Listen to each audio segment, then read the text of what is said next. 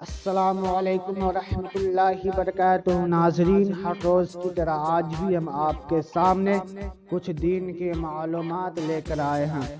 Video شروع کرنے سے پہلے آپ سے ایک چھوٹی سی ریکویسٹ ہے کہ اگر آپ ابھی تک ہمارے چینل کو سبسکرائب نہیں کیے ہیں تو سب سے پہلے آپ ہمارے چینل کو سبسکرائب کر دیں۔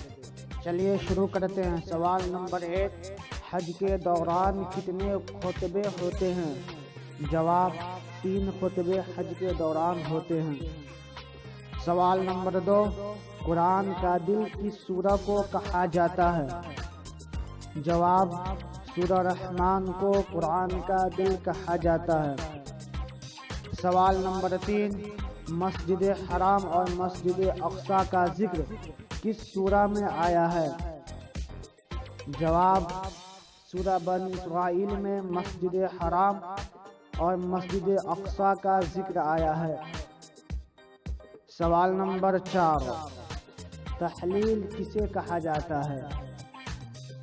جواب، لا الہ الا اللہ کو تحلیل کہتے ہیں۔ سوال نمبر 5، وہ کون سی سورہ ہے جس کا ایک رکوع مکہ میں اور دوسرا مدینہ میں نازل ہوا ہے؟ جواب، سورہ مزمل، جس کا ایک رکوع مکہ میں اور دوسرا مدینہ میں نازل ہوا ہے۔ سوال نمبر 6، 2 دفعہ بسم اللہ کس سورہ میں آیا ہے؟ جواب، سورہ نمل میں بسم اللہ 2 مرتبہ آیا ہے۔ سوال نمبر 7، حج کب سے کب تک ہوتا ہے؟ جواب، ذی الحجہ کے 9 تاریخ سے 12 تاریخ تک حج ہوتا ہے۔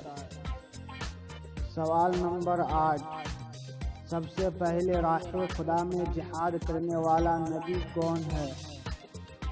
جواب، حضرت ابراہیم علیہ السلام راہ خدا میں سب سے پہلے جہاد کیے تھے۔